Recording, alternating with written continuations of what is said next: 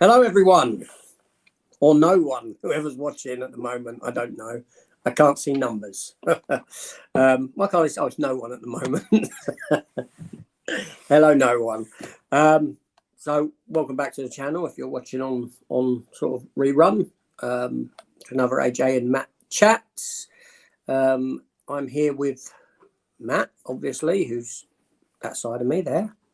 And down below, we've got Mike from my movie corner, who's joining us. Now, it was Michael's birthday yesterday, so wish him a happy 25th birthday, quarter of a century old. Yeah, I can already feel it in my knees. Yeah. We are meant to have Danny with us from This Is My Life. Danny, he was in, but he's dropped out. I don't know what's happened there. Fingers crossed he will come. Oh, there he is. Talk of the devil. Talk of the devil, and he shall appear. Hi, guys.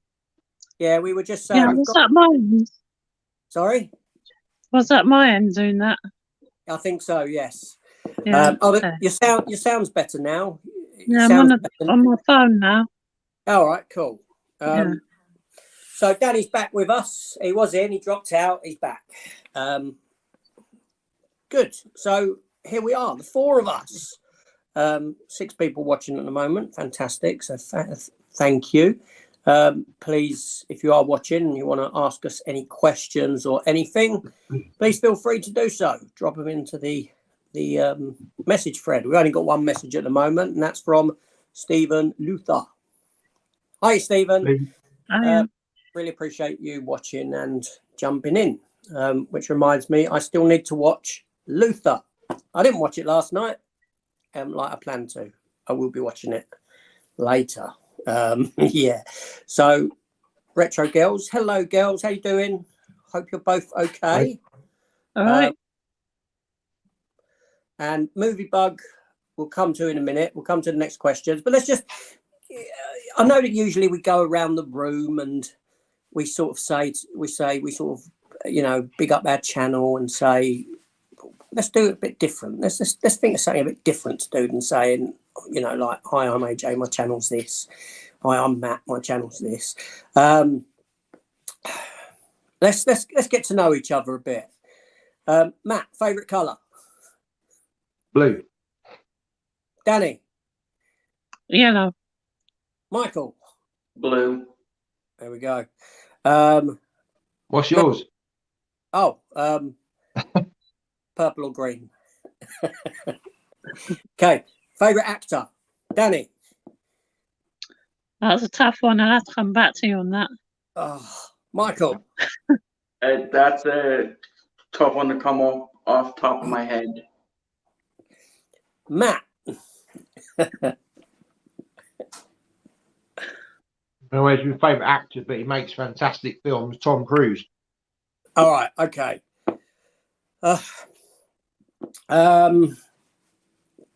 Crush of your life, Danny, actress-wise. If you could have one actress right now, who would it be?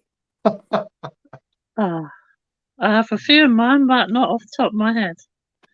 Michael. I'll pop it in the chat. Kate Mulgrew. Who? Kate Mulgrew. Oh, right. He likes the older woman. The older lady.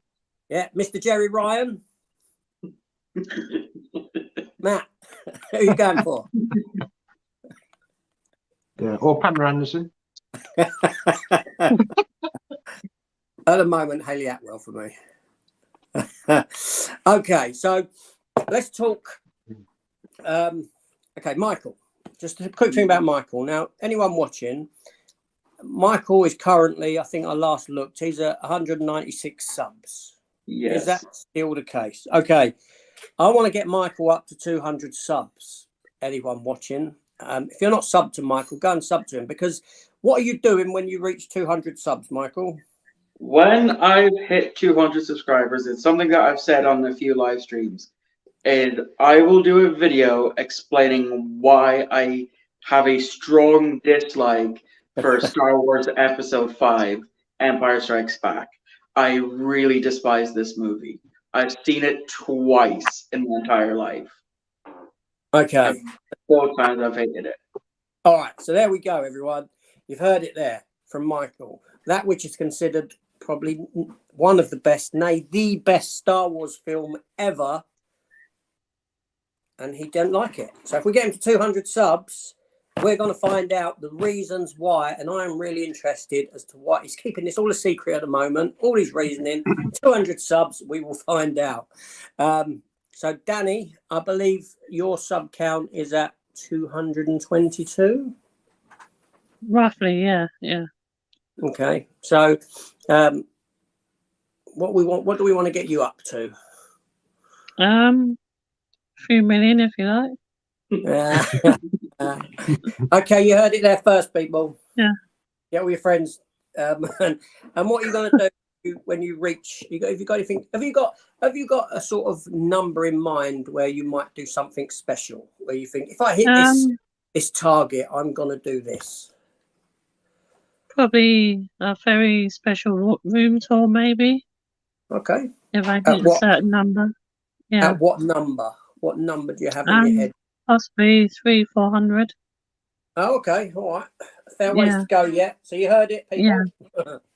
Sub to Danny. And Matt, shall we talk or shall we keep it quiet at the moment? I don't mind because, like I say, the subscriber thing is nice, but it's, it's not a big deal really. It's more about the friendships that you make and the, that sort of stuff for me. But yeah, I mean, you can say if you want. It is. So Matt's. No, I don't want to jinx it, Matt, because you know what happens. We all yeah, I'm sure it will. But you hit it's not a big deal for me really. But you hit a milestone. Nice. You hit a milestone, and then someone takes that away from you, don't they? It happens every time. Yeah, happens to everyone. But anyway, so there we go. Let's have a look on what's going on here. So, Movie Bug, how are you keeping, mate? Hope you're well. Hey, everyone. Hope you're all doing well. Is anyone watching The Bad Batch, which is the animated Star Wars series, which I'm surprised they're actually running concurrently with The Mandalorian. I thought they'd have waited for The Bad Batch to end, but that's me going off on a tangent there. So, does anyone watch the animated Star Wars stuff? Nope. No. Okay. I haven't. No, I must admit, I think it's supposed to be quite good, but I've never actually delved into it. Yeah, maybe one day. Yeah, I mean, I've watched all of the Clone Wars. Fantastic. Star Wars Rebels was brilliant. Bad Batch season 1. These are fantastic. Some fantastic Star Wars stuff. But what I usually do is I haven't watched none of this season 2 of the Bad Batch. No, I usually wait until they're complete, and then I'll run through them in a block. Yeah, so that's me. So yeah, I will watch it when it finishes. I think it's got a couple more episodes left. I think can't remember how many episodes it was. But yeah, so Oliver Ian's in. Little Steve. Little Steve, yes. Yeah. Right. Movie Bug, love that series. Michelle Yeoh, she is still a cutie, says Mike P. Yeah, I agree. That was going to be my next pick. What, Michelle Yeoh? Yeah. Oh, yeah, obviously, because she was in Discovery season 1. Is she still? Is she? Okay, all right. Mr. Star Trek there, correcting me. Is she still getting her Section 31 series? Fuck do I know. They've announced that it's happening ages ago, and we've got sweet fuck all from it since. So yeah. I think it's in the can. Okay. Is everyone watching? I mean, I know, Danny, you're a big Star Trek fan. I know that as well as Michael and Matt. Are you up to date with them? Do you watch like the current series of Picard? Do you have access to them? I wait for them to come out on release. Oh, what, on physical? But I follow up on the news on up to date stuff as well. Yeah. So all I know is there might be a new series set in the 32nd century. That's about it. Okay. Are you going to be getting? Oh, she was. Are you going to be getting a Strange New Worlds? Yes, when it's- definitely. And for the price of the Blu-ray, you might as well get the Steelbook. So, And you do know that they're coming to 4K.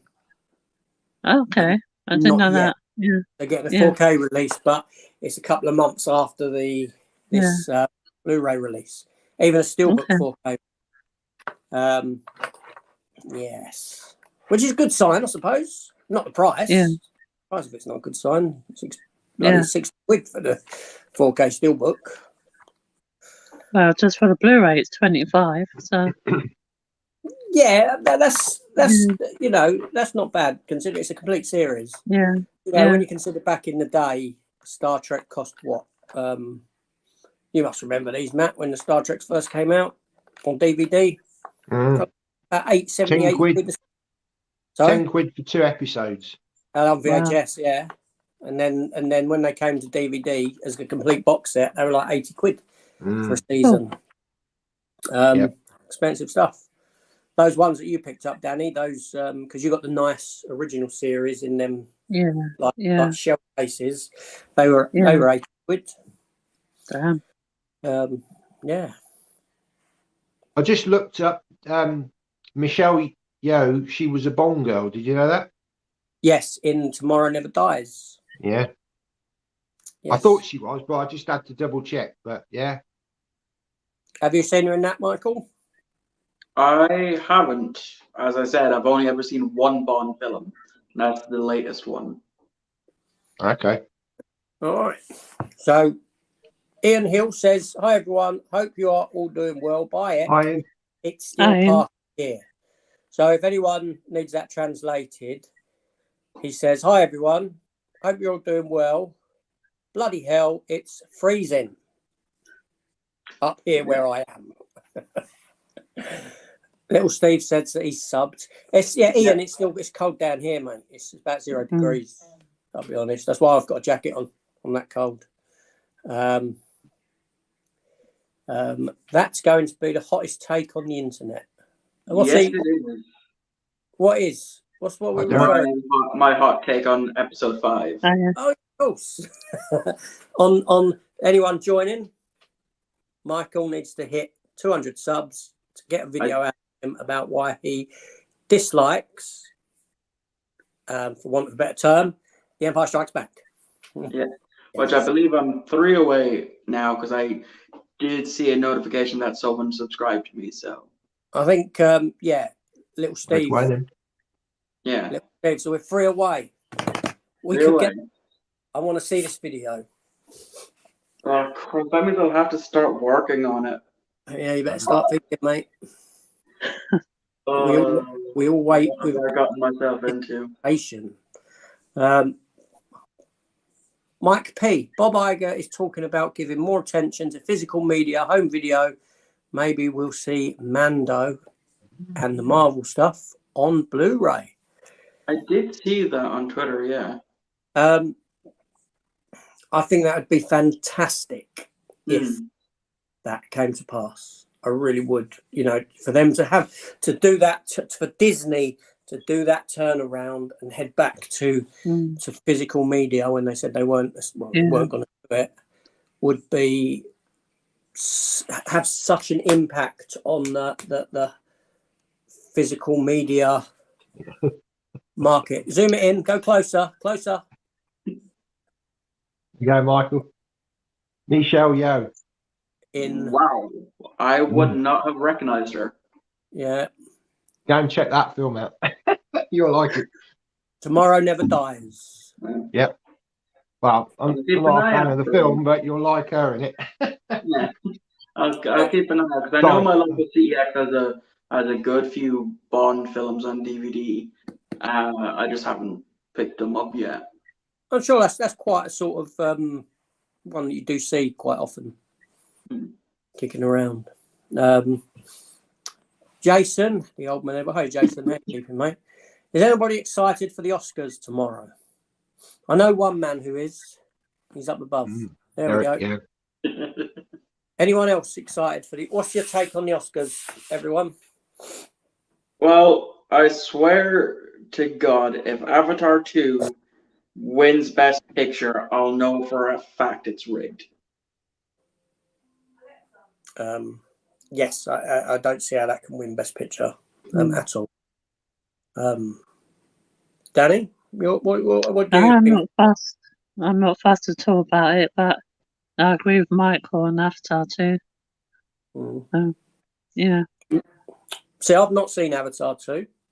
Mm. Matt has. But what are your thoughts on Avatar getting a even a nomination for Best Film? Do you think it's?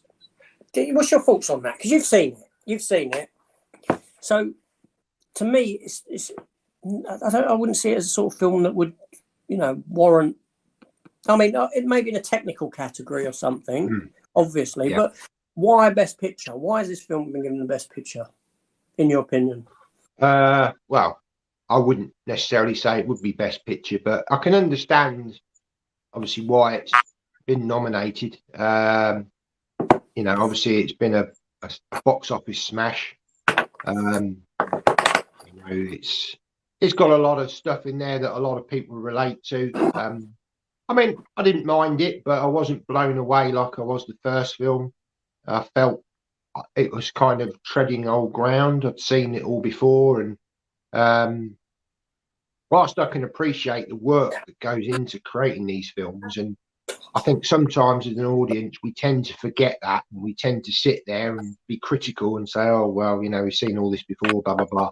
But when you think of the amount of work that goes into it, you're not talking just a year, you're talking 3, 4, 5, 10 years planning all this stuff, I mean, us creating videos, it can take, a little bit of time sometimes, but it's nothing on the scale of these films. So you have to appreciate the technical aspect of it. And I do think it will win some awards for the technical side of things. But personally, I don't think it will win Best Picture, because I think there are other films out there that probably are more suited. My take on the Oscars is I don't necessarily find that the films always that they show or, that get Best Picture are always the films that I relate to that much. With exception, I did watch the BAFTA Awards, and it was nice to see All Quiet on the Western Front, that German edition that we watched last year, picking up loads of awards, and it won Best Picture, and rightly so, because it was a fantastic film, told from the German perspective. But I think we won't see that happen in America, because I think more European sort of look on it, from the BAFTA's point of view, you tend to find the BAFTAs don't always reflect what happened in the Oscars. But I could be wrong. But yeah, for me, the Oscars, it's nice to hear what wins and, actors, what the actors have got. And again, in on the BAFTAs, the guy did Elvis. He got Best Actor. And rightly so, because it's a fantastic performance. But I mean, Brendan Fraser, I haven't seen The Whale. I know you've seen it, haven't you, The Whale? Yeah. I didn't review it, but I watched it. Yes, he was. So whether you think he would be up for the best, actor nomination, well, whether he gets it or not, I don't know, because I haven't watched the film. But yeah. Well, I think Tom Hanks done a fantastic turn in My Man Named Otto, and I don't think he got nominated at all, did he? As far I don't know. I'll be honest. The Oscars for me, they come, they go. I'll take a look at what won after the fact, but they don't really excite me at all. It's more of a way for Hollywood and all these people just sort of self-filate more than anything else. I mean, all I remember the Oscars for last year was Will Smith and Chris Rock. I can't even remember. I couldn't tell you who won Best Picture, Best Actor. That's the only thing I can remember, and that it's awful, really, because it wasn't good to see, was it? No, but I mean, a lot of people, it got a lot of attention, but it's quite negative. what sort of a role model is he to young people getting up and slapping someone? Yeah. No, that's right. Absolutely. And it's a shame because Will Smith, I've always liked Will Smith's films. Oh, yeah. He's a good actor. He's done some fantastic roles, good action films. But yeah, he let himself down last year. Went too far. I can understand he wanted to protect his wife, but there's ways of doing it in the right way. Yeah, but she crapped on him, hadn't she? Come on now. That's my tea steaming, if you want to know. Captain America. Yes, need a nice cup of tea. So I don't think anyone really too bothered with the Oscars too much. So Mike P asks AJ, how come we still haven't seen James Bond on 4K other than Daniel Craig era? That's a good question. Anyone got any thoughts on that before? I'm sure Matt will. Matt's a big Bond fan, more so than, Bond for me is I like them, I watch them, I've got them, but Matt is sort of, I think out of all of us, I'd say Matt is sort of Bond aficionado. So Matt, what's your take on the 4K situation with James Bond? Well, I mean, obviously the older titles, I mean, some years ago they went through a remastered process with Lowry. They did all the remastered DVDs, which then were ported over to the Blu-rays. Yeah. I mean, to be honest, the picture quality on the DVDs was fantastic. It would cost a lot of money to go back and remaster all of these films again. You're talking, 25 films now. Mm-hmm. Now, obviously, the Daniel Craig ones have been done. We could maybe see them do them in sort of stages. Maybe do the Connery ones first, and then the Roger Moore. I mean, Amazon own MGM now, so it's possible. I mean, certainly that they would want to sell them on Amazon, so it could happen, but it's a large investment because it's a big franchise. Yes. Do you think that they're waiting? Do you think they're waiting for the right time? Possibly, yeah. I mean, they could be waiting for the next Bond to be announced, and then, obviously we're into a new era of Bond, so that could then, reinvigorate stuff. Right, let's start marketing the sort of older classics, because they kind of did that with the Daniel Craig series of films. Obviously, with the lead up to No Time to Die, they remastered them. Well, they did them in 4K. So yeah, we could see that with the the sort of announcement, I guess, in the next couple of years of a new Bond, a new era. So yeah, I would say it's likely, but it'll take time because it's a big commitment, to get these films remastered. There's a lot of them. Yes. Yeah. Anyone else? I mean, I know, Michael, you said you've only seen the latest one, haven't you? Yeah. Danny, what's your are you a Bond person? Yeah, I'm not a huge fan, but I have watched all of the movies. Yeah. I picked up the kind of recent box set on Blu-ray, but I'm not kind of a huge take on Daniel Craig. I'm more like Sean Connery back in the day. But I think they should release them on 4K, whether it makes a difference is another thing. Yeah. Because it might be the market whether people be interested in buying 4K. So other than that, I don't know much about Bond. So yeah. Fair enough. Where are we at? Hi AJ. Hi Adam. I'm looking forward to seeing Santa opening in the door with Matthew Nichols. I'm looking forward to seeing Santa opening in the door with the police. I don't get that, Matthew. Sorry.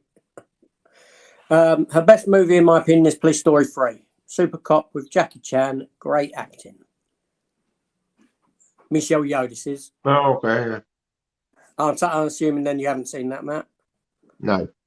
Yeah, I've not seen Police Story either. I'm guessing that Danny and Michael, neither of you have seen Jackie Chan Police Story films?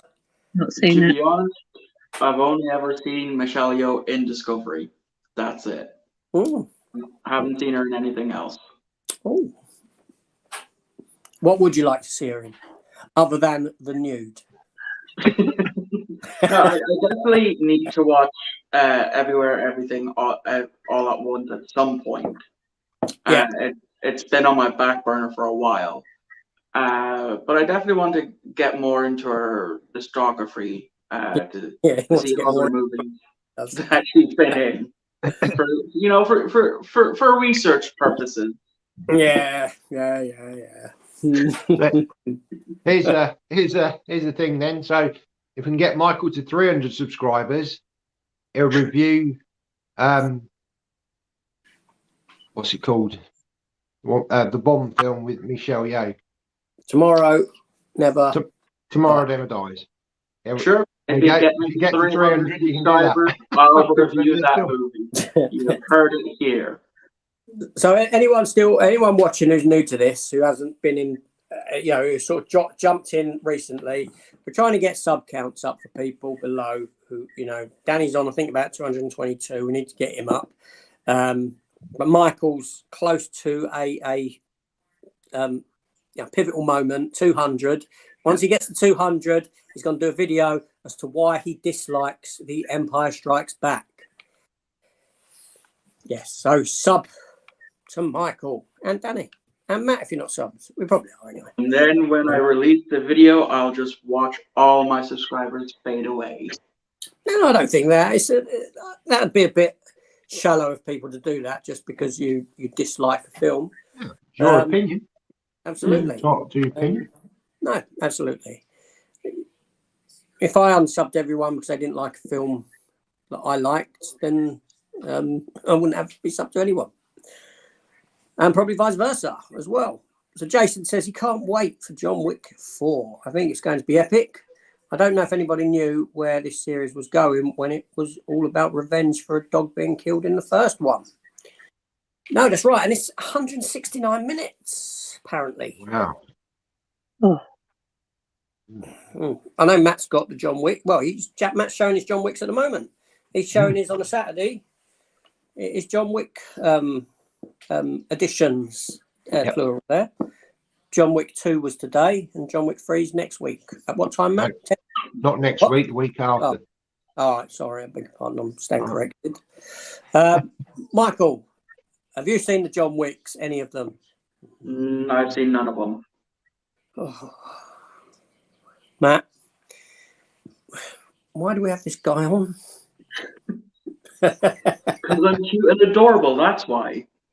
I'm only joking, mate. I wasn't joking. We love you, really.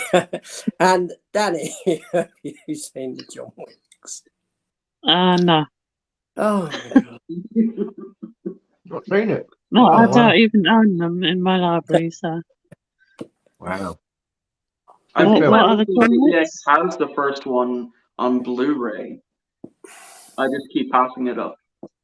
I want to apologise to everyone watching. But They actually released it on Blu-ray. yeah, they're Blu-ray. Yeah, and 4K. 4K. Yeah, 4K. Yeah, John Wick's a good film. Keanu Reeves great. Oh, that good, yeah. Okay. You like action films, don't you, Danny? Yeah, some like action films, yeah. Oh, yeah. These are non-stop action. Non-stop. Okay. From beginning to end. Right. Keanu Reeves is, Right. the physicality that he brings to this role is worth the watch alone. Now, sometimes I get bored with action, I'll be honest. If it's out and out action from beginning to end, non-stop, I can start to my mind will start to wander. But there's almost a sort of beauty in Keanu Reeves's physical performance in this, because a lot of fight choreography is not dissimilar to dance choreography. So there's this flow about it, and it's just really it's worth watching just for that. It's do you know what I mean? Yeah. It's like a mesmerizing dance. with what he does. It's really good. So yes, John Wick Chapter 4, and that's just around the corner, isn't it? That's not far away. 27th of March. Okay. Wow. And what have we got? I mean, there's a load of big releases coming out at the moment. We've just had 65. Quantum Mania has just been and gone. We've got Shazam in a week's time. Yeah. Scream 6. Yeah, John Wick and what? Sorry, Mike. Scream 6. Scream 6. Yeah, I forgot that one. There's a Scream. Wow, it's like the summer event movie. It's now like almost a yearly event thing, isn't it? Yeah. You know, it used to be the January, February. That earlier part of the year was filled with the rubbish, but this stuff's starting to spill into that. There's so many. Do you remember when? Matt will remember this, when event films were literally that. You maybe had one or two a year. Mm. And July, that was it. August. Yeah. Possibly now, September, but yeah. yeah. But now it's spanning, yeah. It's Virtually like, the whole year. yeah, I can't remember this like happening last year. Not like this, not this early on. No, Marvel always had a placeholder early, but it's kind of like people have ramped up. Now COVID is over and gone and is a distant memory for the most part, and that's still about. But it's like Hollywood's just ramped it up. Wow, that can only be good. Can only be good. Yep. Dr. Impossible says he's looking forward to the Empire Strikes Back review. Michael, afternoon, AJ. Keep those weapon pictures coming. The Colombians are interested. Okay, yeah, because on my Punisher, and if you saw my Punisher video this morning, I've done a display to showcase the Punisher editions with a couple of weapons there. Now, in that picture was a 9mm Beretta blank firing gun that was actually gifted to me. I wanted it one Christmas when I was in primary school. I must be about 12. And I said to my dad, I want a blank firing 9mm Beretta. And at this point in time, you had gun shops that actually sold these, you know, and they look real. They look real. They got the weight. They got everything. They just fire blanks. I've still got that. And I've got some other. I'm not big on weapons. I can't tell you this gun is that gun is this. But all I know is I've got a lot of BB. Not a lot. I've got a fair few. I've got a handful of BB guns. Not now. The thing with BB guns now is that they're two-tone coloured. They have to be two-tone coloured, brightly coloured. Whereas back in the day, they used to be black, so they looked like a proper weapon. That when I done them Punisher pictures yesterday, because of Gareth at Video Tasties, kind of forced my hand to do them. The one that I'm holding in that is actually a plastic gun, and it's you just pull back and it fires BBs. But now they're two-tone. But the interesting thing is that I do have upstairs a handgun. It's a Colt, but with an attachment on the end, and it's oxygen. It uses oxygen cylinders to fire ball bearings. Now you can go into a gun shop now, and you can't buy a plastic BB gun without it being see-through or too bright different colours. But you can go in, you can buy a ball bearing firing BB gun that looks like the real thing. The logic there, I don't get why. And I'm going off on a tangent about weapons. I'm so sorry.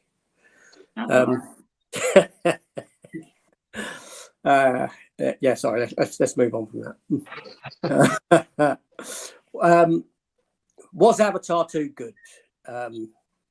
Still haven't seen it. I still haven't seen the first one. Just didn't interest me. So, Matt, was Avatar 2 good? You're the only person who's you are the only one here that's seen it, haven't you? Aren't you? Well, so, yeah. Was it? Guess the other guy. You haven't seen it, Danny or Michael? No, I stopped watching the first one halfway through it. I despise it and I refuse to watch Oh, it. you don't like that? There we go. 400 subscribers. Avatar. Why doesn't like it? Oh, Fine, 400 That was a subscribers. I will do, and I'll sit through Avatar. I will force myself to sit through that garbage movie. I saw the Rather first one 60 times. Sorry? 60 times? 60, yeah. Wow. I Yeah. haven't seen it that many times. That's crazy. You like Yeah. It was Wow. alright back in the day, not now.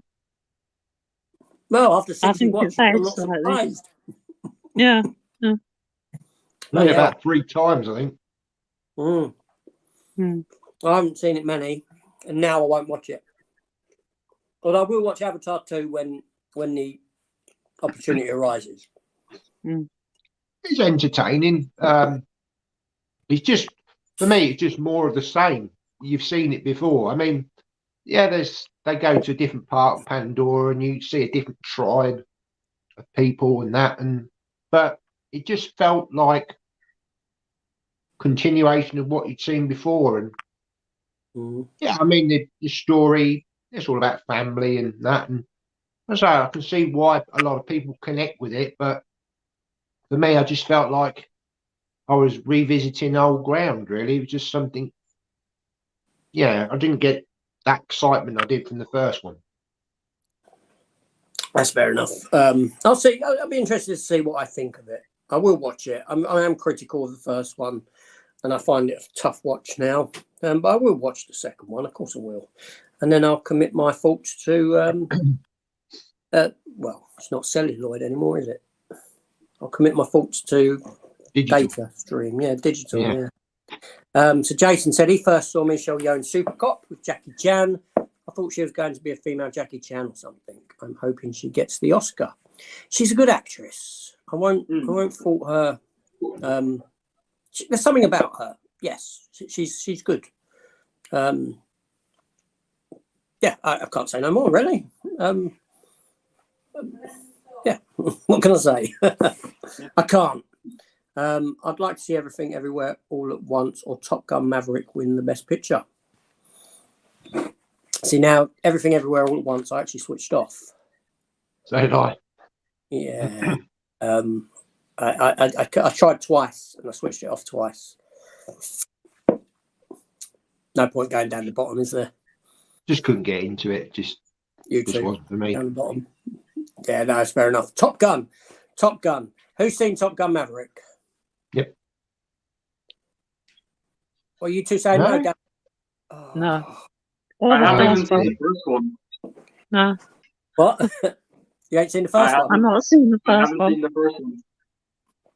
Now, to be fair to you there, I only watched the first one the day before I went to see the sequel because I don't like young Tom Cruise. One of the films I just never bothered watching. But that's fair enough. But I got the game. Sorry? I got the game of it. Oh, yeah. No. What, I didn't know. PlayStation 2 or? Yeah, PS2, yeah. Okay. Michael, have you got games console? I have a Xbox One, Xbox 360, and a Nintendo Switch. Okay. What's your favourite of the three? Are they all set up? Yeah, the Xbox 360 is set up on that TV there. The Xbox One is downstairs, and the Switch I predominantly play in handheld mode.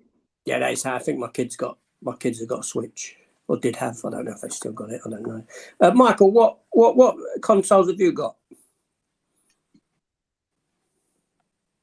Just those three. Oh, sorry, Danny. Sorry. Um, I'm getting old. Just forgive me. Danny. I think I got Xbox 360, 2 PlayStations, Game Boys, Sega, and that's about it really. Dreamcast. Okay.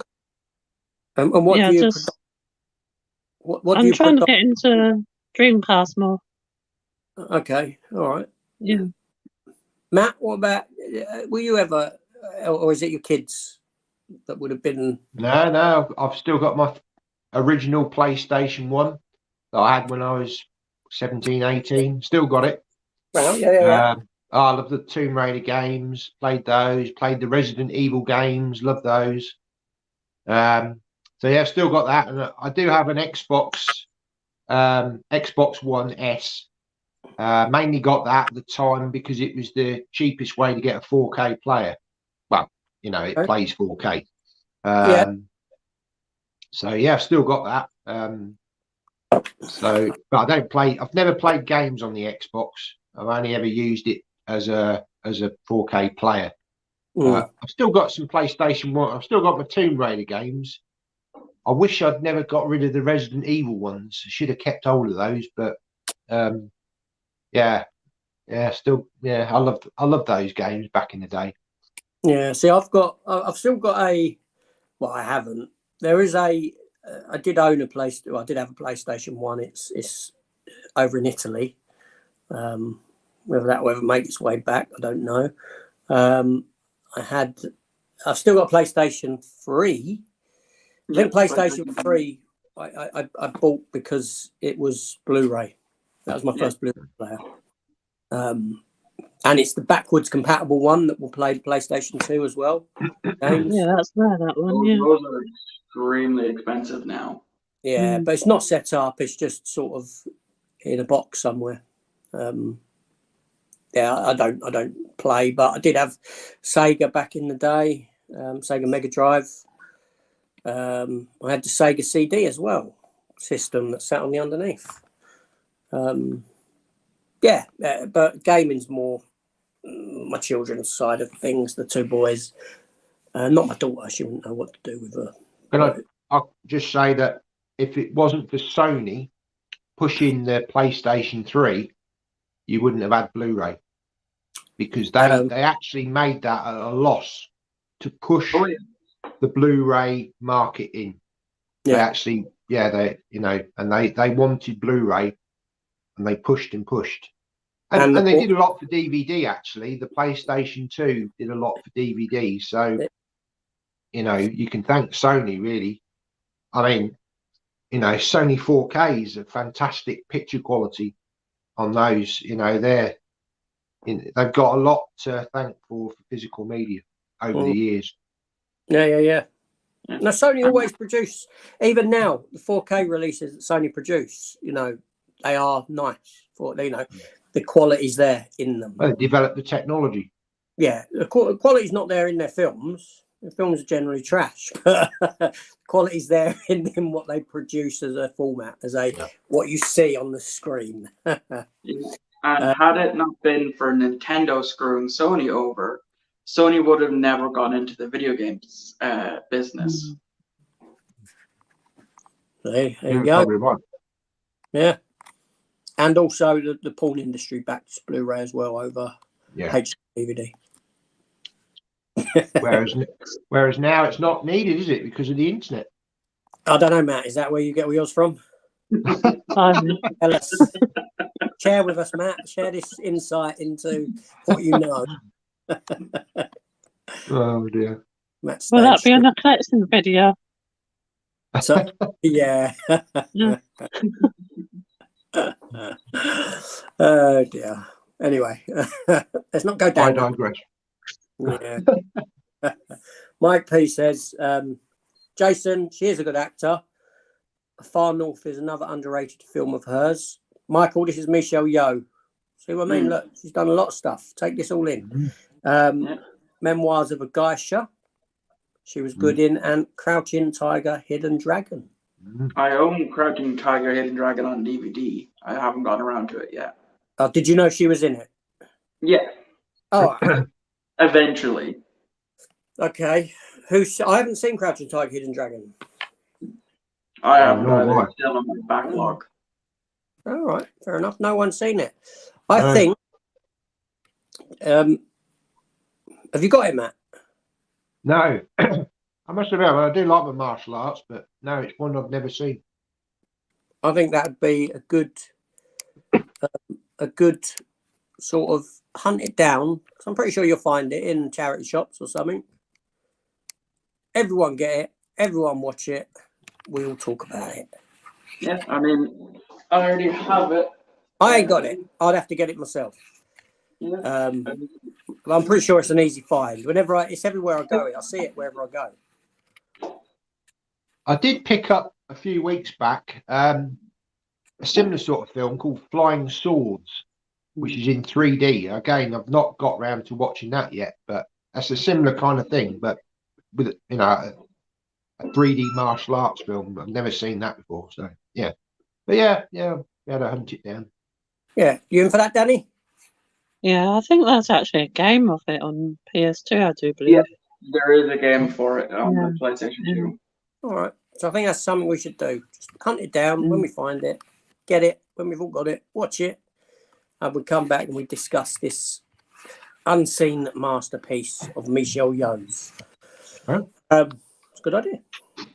Now, where were we at? Ian, with Pearl only just going into cinemas, it is going to get an official Blu-ray release. So far back from getting the bootleg, there's a lot on eBay. Yes, Pearl hasn't been out, ain't even out in this country yet, is it? Has it got a date then for a cinema release? It's only well, I'm guessing it. We'll read him from what Michael, sorry, that's age thing again in my mind. Reading what Ian says there, it sounds like it's coming to cinemas now.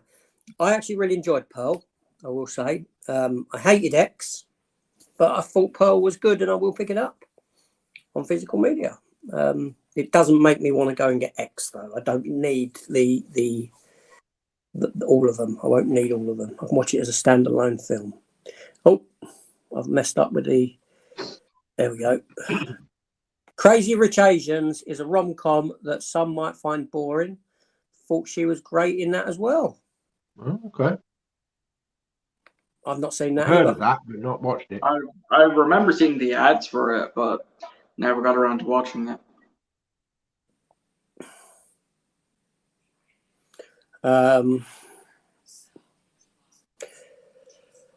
Okay, Stephen Luther. Nobody getting slapped this year.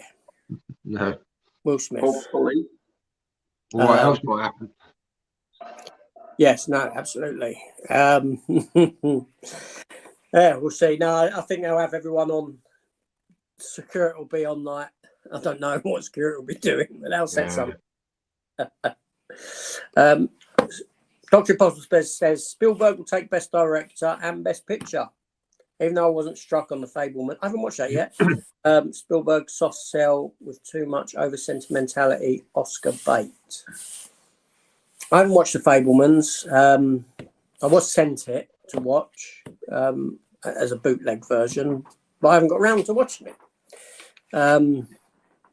Yeah, I've totally forgot all about it, actually. I'll be honest. It's another one that's on my backlog to watch because I have heard some good things about it.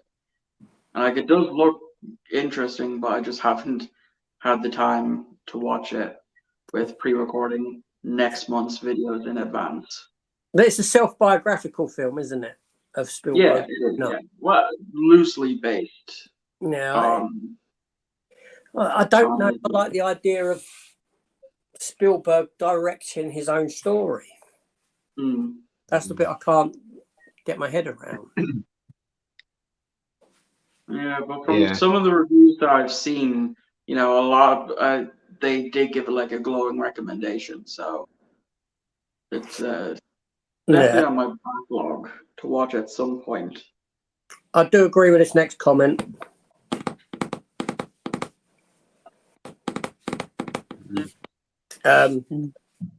Yeah, I think that's just indicative of film today, I'll be honest. Indicative of the red tape, indicative of the pressures put on filmmakers to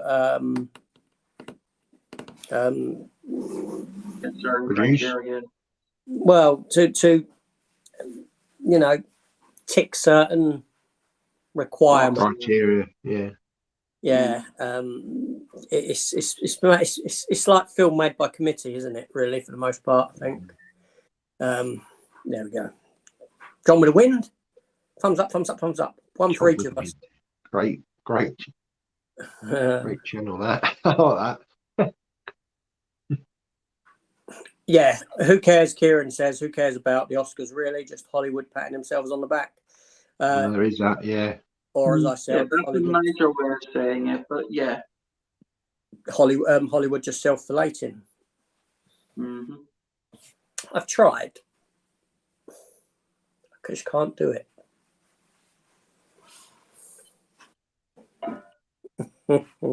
Spielberg was far sharper in the 70s and the 80s, yeah. Well, he's an old man now, isn't he? Come on.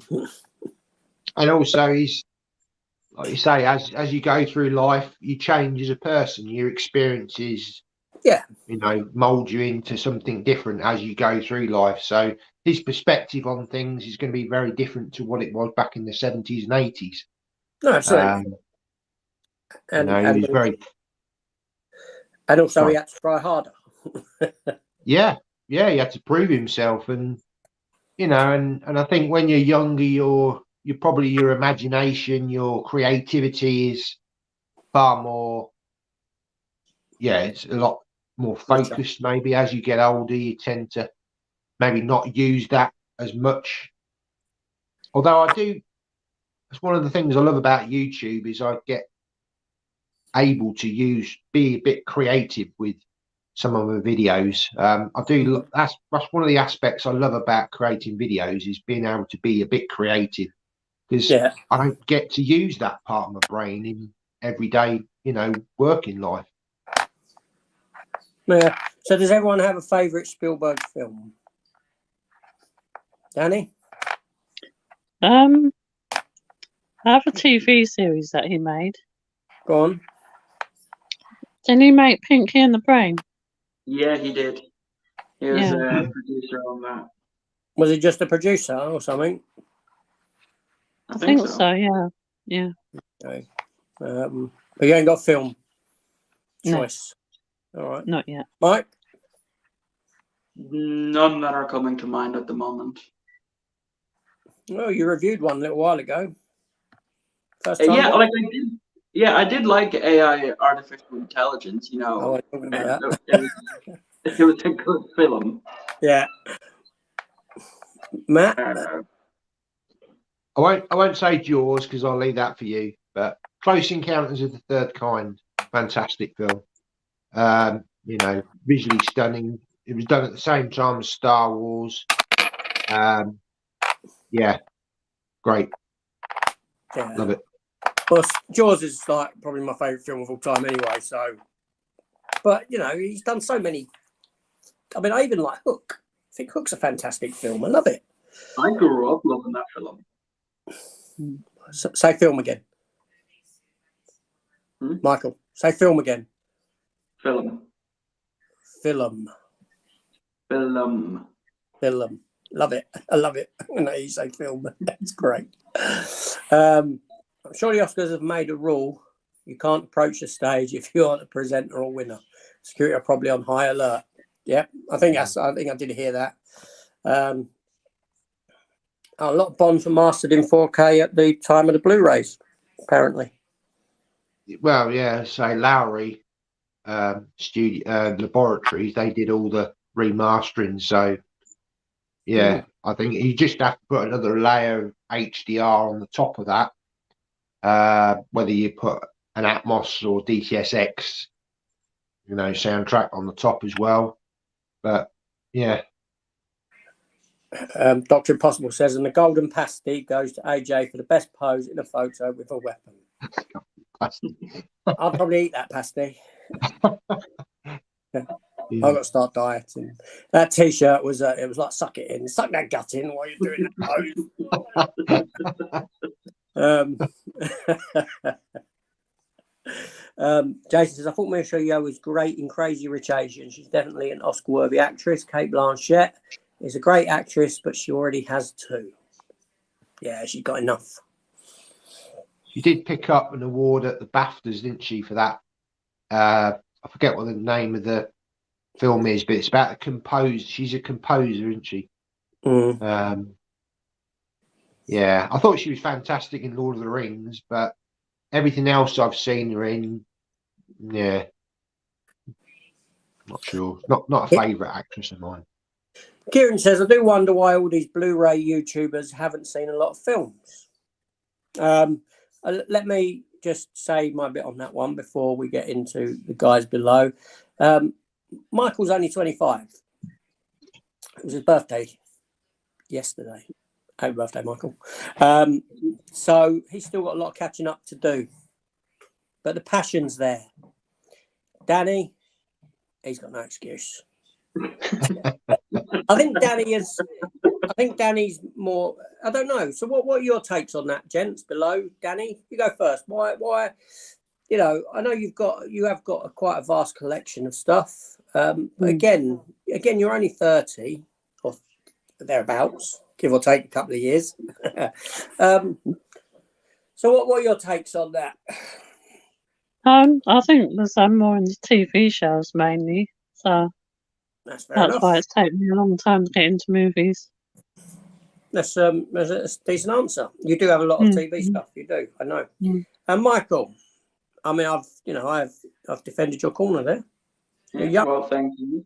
I think for me, it's just that when it came to watching a movie, a lot of the times it was kind of like a luxury for me. Like when a movie was coming out in the cinema, a lot of the time, if I wanted to go see it, chances are I didn't. Yeah. So I just never got around to it. And if it wasn't on TV, like if the movie just wasn't shown on TV, chances are I've never seen it as well. Like the only exception to that was the Harry Potter films. Like myself and my mother, we were there day one of when the new movie came out, and she had pre-bought the tickets months in advance at that point. So that's what it was like for me. But I'm slowly, catching up. I have a series on my channel called Tales from My Backlog. I believe on Monday or Wednesday, I have one coming out for My Cousin Vinny, which I've been wanting to watch for a while. Really enjoyed it. And next month's one is one I'm looking forward to delving into. So I'm going to watch the first Rocky film for the very first time. Yeah, see, I mean, My Cousin Vinny's it's a great film. I like My Cousin Vinny. Joe Pesci's great in it. It's very funny. I look forward to that. And I mean, Rocky is a film from the 70s, and you were born in the late 90s. So, I can 20 years after that film came out, I think Kieran, I think what it is that Michael and Danny to a degree, but especially Michael in this case, he's new to the community. He's found a passion in it, and he's embraced that passion later on than other people. So he hasn't got ageism with him for it, and he's catching up. And I think that's great. I think it's great that someone of that age is getting into what's essentially not films but physical media, a dying interest, really. I mean, I've only been collecting for a year and a bit, and last time I'd done a proper count of my collection, I was up to nearly 700 DVDs and Blu-rays. Impressive. Got more than me. So we'll so it's a case of he's getting to watch these films that we see as masterpieces, but he's watching them with fresh eyes, and that with those fresh eyes might come fresh opinions. Hence, Empire Strikes Back being the Star Wars movie ever made. There you go. You heard it there. 200 subs. He'll tell you why. Sub away. Yep. Sub to everyone. I'm going to disappear now, guys. All right, Danny. Thanks very much. Thanks for having me on anyway. No, we'll have you again. Hunt down Crouching Tiger, Hidden Dragon, because we'll all do a get together. We'll watch it. I know Michael's in for it. He likes me, yo. It's not my cup of tea of a film, but I will watch it, and we'll do another get together and discuss this film. That'd be nice. Yeah, thanks for having me on anyway. So, but before you go, everyone, subscribe to This Is My Life, the channel This Is My Life. I will leave links afterwards in the comments or the description. I hope. I'm not the best at doing that.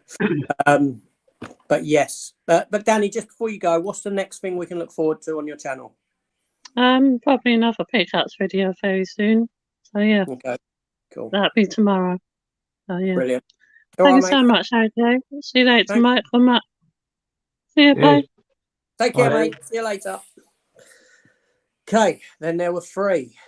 So there we go. We've covered that question. Yes. So Michelle Yeoh was just in. Was she in Shang-Chi? Was she like a mother or something?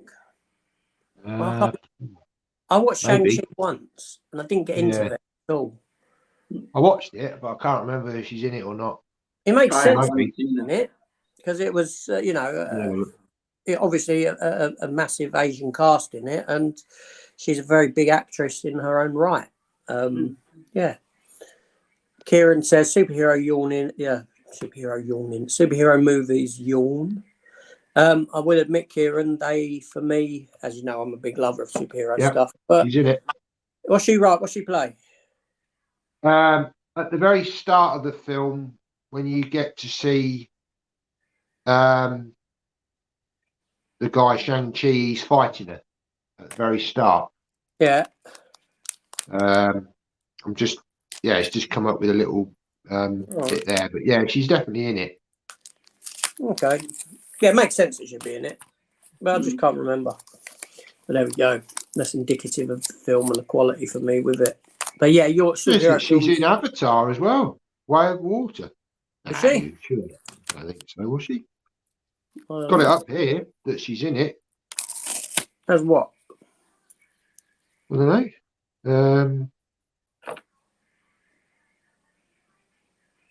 I don't know. You carry on talking and I'll try and find out. Okay. Yeah, superhero movies yawn. Good afternoon, AJ. How are you today? Hi, Adrian. Hope you're keeping well. Yeah. Mike P says that's maybe a good or bad thing about the USA. We can own firearms, just get training, lock them up when not around them, be responsible with it. A lot of people can't be. Yeah, I don't. I think the problem. I mean, I don't know. It's gun control in America. It's quite a hot topic. I mean, what they say. You have, it's in the Constitution, isn't it? You've got the right to bear arms. I've got a pair of bare arms upstairs, freshly stuffed. I've not got the body to go with it, but there we go. So it's just a little joke. No one's laughing. Anyway, Sorry, I think there's a danger to it that we see. I think there's a lot of. I think as society is in society now, there's far more people with mental health problems than what there seemed to be before, which kind of makes sense when you consider the fact that population growth. And I don't know if the percentage of mental health people, I'm guessing it probably has, especially as we have more of an understanding of it. And these people go out and commit these atrocities with guns. There needs to be more responsibility around them. But obviously in the UK, we're not. There are certain guns you can get licenses for that you can own, and they're generally more sort of a shotgun or a rifle type of thing, but that's generally you have to be a member of a firearms club and you're using it for that purpose. And you're or be a farmer. Sorry, Mike? Or be a farmer. Or be a farmer. But no, luckily we don't really see too much gun controversy because the minute you introduce firearms and the police have got to carry firearms, and it just creates this sort of one better in the other type of a thing. I don't know. I'm not sure. I don't know.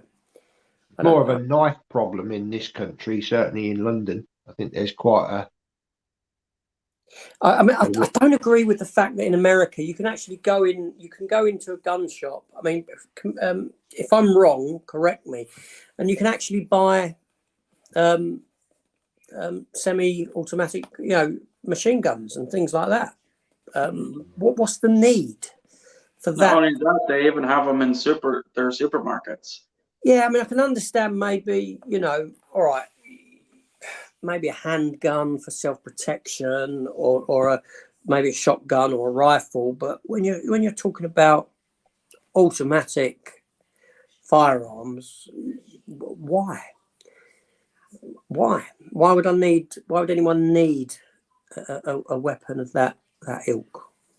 Yeah. I mean, they're not wholly accurate anyway, because when the recoil on a automatic a machine gun, the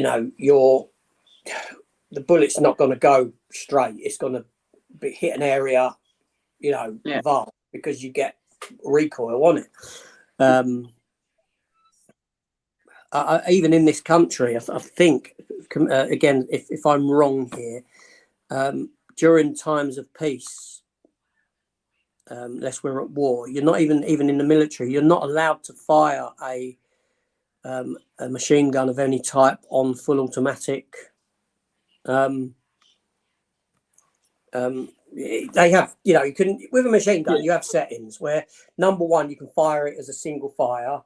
You can set it again, and it will give you a spread of maybe 3 rounds coming out, and then you put the full, and that's when it does the full. But during peacetime, you're not even allowed to train, I think, on full automatic. Again, I may be wrong. Someone might be able to correct me on that, but yeah, that's my understanding.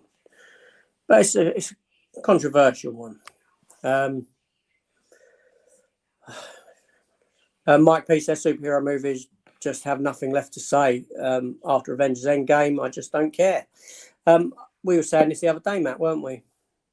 I think I said that they should have taken a big break, a couple of years. Yeah. Forget COVID. I know that caused issues, but a few years break between, because you're on a downhill. You hit such a peak with Endgame and the conclusion of the narrative, and then the goodbye to certain characters, and then you're just on this decline afterwards. Yeah, I was watching a video this morning. Channel John Campier, he does a lot of reviews and stuff, and he did a video on talking about Bob Iger is kind of saying that they're going to scale back the Marvel content because there's too much coming out. He's almost saying, and again, not quite sure in the context whether he's saying that there's going to be new Avengers. Now, whether it's going to be sort of, you're still going to have some of the older characters in there with some new Avengers, or whether we're talking a brand new, whole new cast of Avengers. We're not quite sure. But this John Campier, he did make a good point, and he said at the end of the day, and apparently there's about 7,000 characters for Marvel. I didn't realise as many as that. That's amazing. 7,000. Yeah, but he's touching upon minimalistic characters and not all superhero or you know what I mean? You're talking like right. Yeah. But anyway, he was kind of saying that this Bob Iger's kind of saying, we can always sort of bring new characters into it, which I agree to a point, but what made the Infinity Saga so great was that people connected with the characters. There was growth. You've got Iron Man, you've got Captain America, and as those stories progressed, people became invested in those characters. And at the end of the day, it's not about the MCU that people are following. They're following the characters and following their journey. And yeah, that's what people want. They don't want just like, oh, here we go, here's a fresh load of characters. We don't know anything about them, but we'll stick them all in an Avengers film and, hey, it's going to make billions. No, it doesn't work like that. You've got to work at it. You've got to, build the characters over a certain period of time. That builds momentum. You've got to yeah, you've got the individual stories, but you've got that thread that runs through and then culminates in something like the Infinity Infinity War, Endgame, and that's why it worked. But unfortunately, we've gone back to, we're almost back at Iron Man now. I mean, Phase 4 has been all over the place. Never really I mean, from what I've seen of Ant-Man and Quantumania, there's hints of what's to come in Phase 5. But yeah, let's give the characters time to, get to know them, get invested in them, because otherwise it won't work. Yeah, I think it's I don't know. The problem, Marvel's still got 2 ace cards to play, and that's the Fantastic Four and the X-Men. Yeah. That's their 2 ace cards that once, you could get a lot of excitement again if they, when they do them. It'll be interesting to see what happens, but I think the days are gone, and the problem is I agree with you. You got to focus on these characters again and build the new characters up slowly, but then the expectation is that every film is akin to Avengers, hence Quantumania being as big as it was visually, spectacular in a spectacle, and it's like they can't, or they won't, because of that, they can't take a step back and say, we're going to give you a slow film. We're going to give you a smaller scale film. It's got to be big and bombastic because they've got to keep up with that. So they're sort of stuck between a rock and a hard place in that sense. But there we go. So Mike says the only James Cameron movie he truly hated was Titanic. I haven't rewatched it in years, but it's okay. Going off of memory. I mean, I only watch it because it has to do with the Titanic, and I love the history of Titanic. I mean, I remember doing a school project about the Titanic back in 2nd class, and even going up to the Titanic Museum up north. But yeah, the movie by itself is just okay. Matt? Yeah, I thought it was a fantastic film. I thought it was done very well. Looks great in 3D. It's been a real good conversion in 3D on that one. Yeah, I mean, do you have found it emotional effect on me. So, do you have a least favourite James Cameron film, Matt? Least favourite?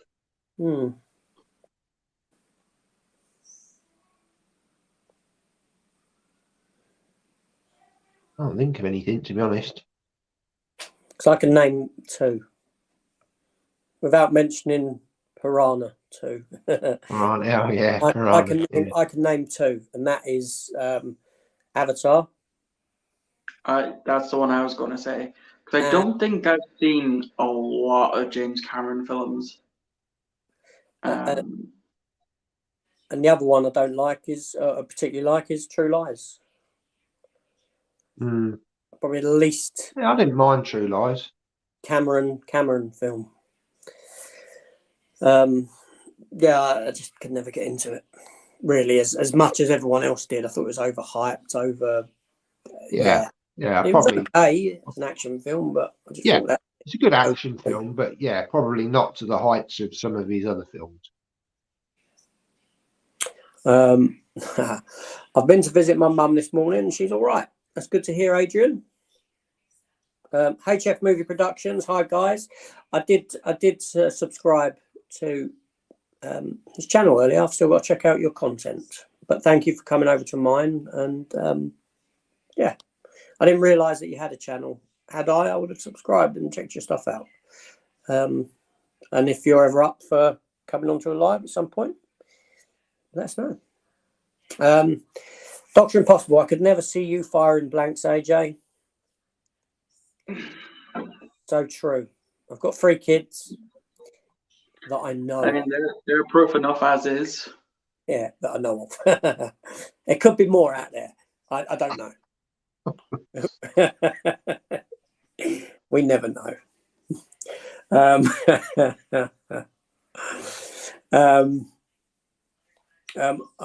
Adrian said, I like the first Avatar. Gets better when the big battle starts. But I will say, whenever someone said to me, put this on, this bag up, sod off. So we never know. No, sorry. Yes, I like the first Avatar. It gets better when the big battle starts. Visually, it's a very impressive film. Narratively speaking, not so much. Unoriginal, uninspired. There we go. Ian's got a good question. Ian, I know Ian likes his TV stuff. So excluding Doctor Who and Star Trek, this is going to be a hard one for you, Michael. This is a fucking tough one. What is your favourite TV series? Michael's not ever seen anything outside of Doctor Who or Star Trek, Ian. So I have a booking to prove you different. Mighty Morphin Power Rangers for Michael. Okay. I didn't grow up with that one. I grew up with from Lightspeed Rescue to Mystic Force. All right, who's going first? Okay. Let Matt go. You think about it, Michael. Quantum Leap, the original series. I think is a fantastic series.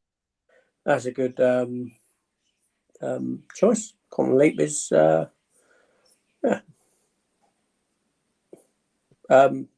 Michael's still thinking. Let me move that to him. I think my answer is gonna be.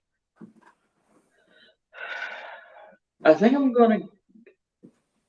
Well, I have a loophole on this. There's a loophole because Ian never said the just had to be. No, he just mentioned Doctor Who. loopholes. He never mentioned the expanded universe. Oh, what? All right, go on then. Cheat. No, my answer is probably going to be South Park. South Park. All right, fair enough. That's cool. It's cool. I've never watched an episode of South Park. Never. What are you going to say? No, I was going to, but no. I definitely think with this latest season of South Park, and we're only like 4 episodes in. It's been really, really good, especially the episode where they took the piss out of Henry and Meghan. That was pretty funny. Okay, cool. Now, for me, it's a really difficult because there's so many TV series that I love. Babylon 5 maybe is up there. I don't know. It's so difficult, Ian. Babylon 5. I love Due South. I showed him that short the other day. It is a very difficult question. I'm going to say Babylon 5. What about Married with Children? Married with Children's a great show. It's great. Al Bundy. The Office I can rewatch. The American Office over and over. I couldn't get into the American one. Not to detract the English one. Not to detract from the British officer. The American one's a different beast. But I tried watching the American one. I think I got like a minute into it. I just switched it off. I can't. I generally skip the first season. First season, the American one's only 6 episodes. But I generally don't watch that because that's trying to emulate the British one. Okay. But then with season 2, there's like a change in the character of Michael Scott, the main character. And so I start with season 2, and it's a fantastic show. Yeah, I just thought of another one. Breaking Bad would be another answer for me. Okay. Because I thoroughly enjoyed it. And the Orville as well. That'd be another one for me. Orville, yeah. Loved it. Which I hope and pray it gets a 4th season. Hi, Pete. Pete, how you doing? Yeah, let's hope it gets a 4th season, or at least even some TV movies or something like that. Yeah, that'd be good. Because Seth Yeah. MacFarlane's a very busy person. I know that. Yeah, I know there's a TED TV series that just finished production not too long ago. Really, I didn't know that. Okay. Yeah. Interesting. Noah says hello. Noah, how are you doing? What's your favourite piece of physical media that you own? From the Retro Girl. From the Retro Girls UK, as opposed to the Retro Guy UK. Mm. Yeah. That fella. Yeah. Anyway, so favourite piece of physical media that you own? Do you have one, Matt, in mind? Well, yeah, it's probably, the Oh, crown jewel. Yeah, Crown jewel in my collection is the LOTR. Lord of the Rings and Hobbit set. That's Say. just a fantastic piece. It is nice. Yeah. Michael, what have you got? I definitely have to say it's my Trial of a Time Lord VHS box set. That comes in the TARDIS steel tin here. Oh, that was released for the 30th anniversary. If I can get it out here. There we go. Right. Okay, show us the tin first. Well, the tin essentially is just the TARDIS.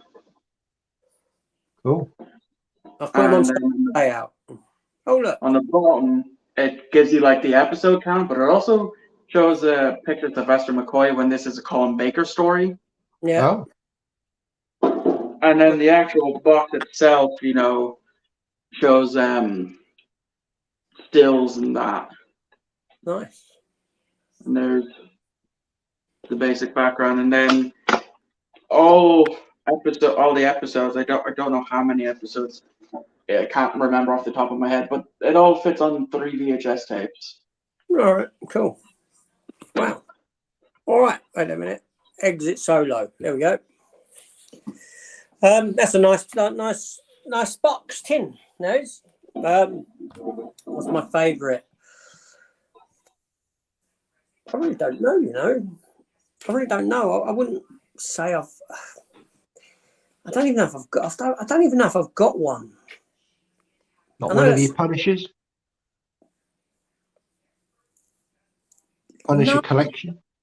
Punisher collection's nice, yeah, but I don't know. Physical media I don't hold as close to my heart in that sense. I think it's because it's so sort of available, if that makes sense. Do you know what I mean? Like if I lost everything tomorrow in a house fire, is there anything that I wouldn't be able to get a hold of again? I don't think there's anything that I've got that I wouldn't be able to. Not that I would ever, if I lost everything in the house fire, I certainly wouldn't get it all again anyway. That'd be me done. It's like, all right, I'm not starting again. No. It'd be a cleansing sort of thing, and I'd be far better off. But I can't think of one item that I would say is. Do you know what I mean? I can because this question came to me the other day.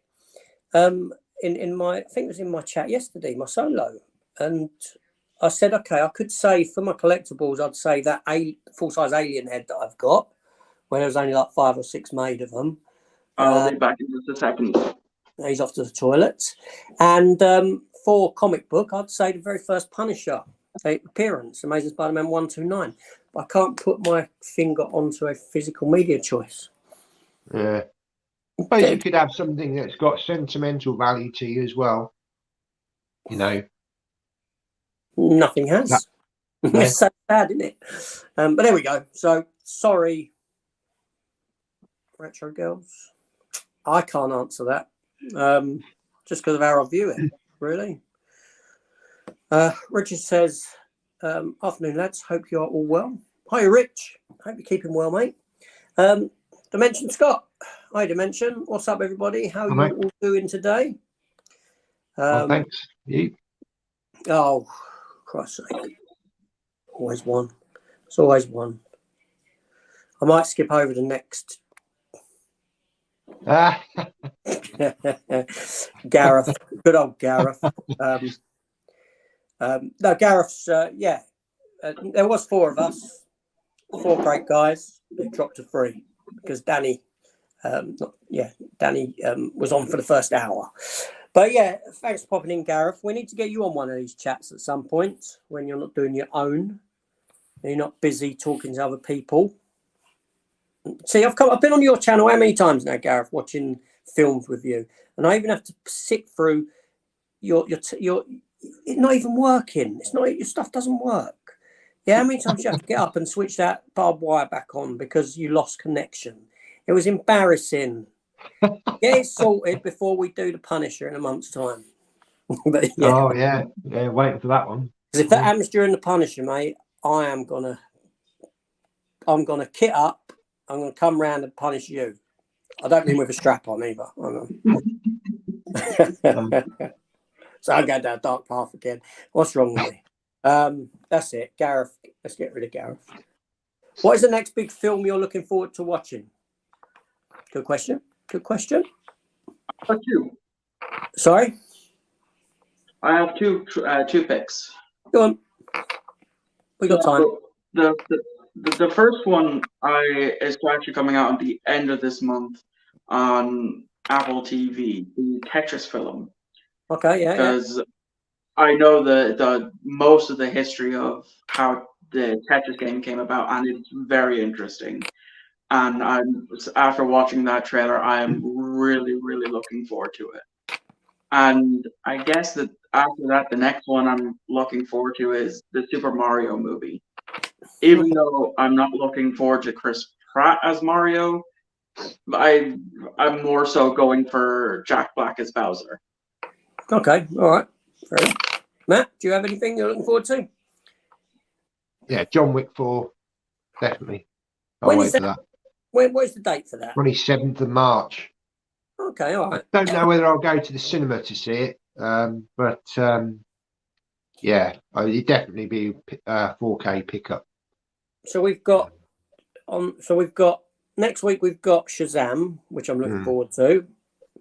Then you got John. No, I am. I like Zachary Levi as well. He was great in the TV series Chuck when he used to do that. So Shazam I'm looking forward to.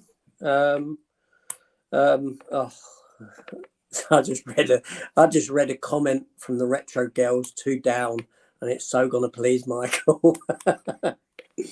But yeah, so for me, Shazam, I still haven't seen Creed 3 and I want to see that. Mike says his favourite Spielberg film is Schindler's List, hands down, which I have watched fully, and it is. Yeah, I enjoyed it. As a first watch last year, I enjoyed it. Sorry, I didn't hear you. Watch. What? Tough watch. Very tough watch. Yes. It's a great historic. It's a great history lesson, to a degree. I wouldn't say it's entertaining. I wouldn't sit down and say, I want to be entertained today, so I'm going to watch Schindler's List. But yeah. So anyway, let's get to this Retro Girls. Look at the smile coming on Mike. Look how Michael's leaned in. This is the first time he's leaned in for 1 hour and 28 minutes because look at that smile on his face. He's so super excited by this question. No, it's not that. I actually didn't go to the bathroom. I grabbed my laptop and I just checked my subscriber count. Yeah, go on. And I just hit 200. Ah, there we go. Well done. Thank you, people. We'll say it again. If you're watching, you didn't watch earlier, I wanted to get Michael to hit the 200 sub count because once he hit 200, he's going to give us a video. He ain't done it yet. He's got to do it on why he dislikes, nay, hates. Nay, I won't say hate. It's a very strong word. The Empire Strikes Back. Why he thinks it's the worst Star Wars movie.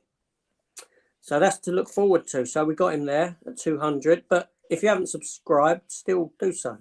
To Matt and to Michael. Go do it. So he has hit 200. Yeah, I'm going to do a 200 subscriber thank you video tomorrow. You This- want to fall back below 200 before that happens. Probably. But this is the biggest YouTube channel I've ever had in my 12, 11 years of YouTube. And Well done. I'm speechless. Very happy for you, Michael. I'm genuinely speechless. So thank you all. And thank you, AJ and Matt, for your continued help the past near 2 years I've been on this channel. No, I really appreciated it. It's been great getting to know you and everyone else that we're getting to know. It's good, and that's what it's about. That's what we, Yeah, absolutely. Getting It's you more up, about that for me than anything else. getting these, people like yourself who are new to it, introducing you to people, getting your subs up. I'm really pleased to see that for you. I truly am. Well done. So, Thank you. now you can have your moment to shine. Well, when you make that Empire Strikes Back dislike video, which I'm very intrigued by, but you can have another minute to shine now by answering this question on the screen. My favorite Star Trek movie of all time, as we all know it by this point, because I bring it up every chance I can get, is Star Trek First Contact. Oh no, I was going to. Why don't I put 4 up then? I don't. No, that's my favorite of the Original OG. the original movies. Yeah.